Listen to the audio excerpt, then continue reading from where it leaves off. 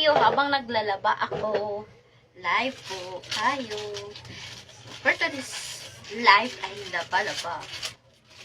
Maglaba muna ako bago ako pupunta dun sa trabaho ng darling ko. Maglaba muna ako.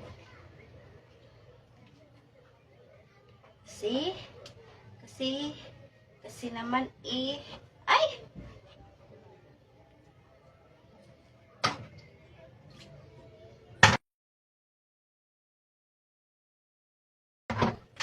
Ang darling ko, maglaba muna ako kasi para hindi na ako mamroblema sa labahin ko. At saka para hindi na rin madagdagan to. Yan, uniform niya. Kailangan labahin yan. Laba-laba muna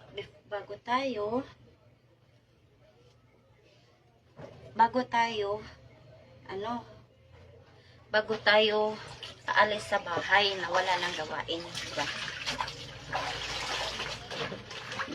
Kakapasok lang ng asawa ko sa trabaho. Ayun, andun na sa trabaho niya. Doon na siya sa trabaho niya. Kakapasok lang niya.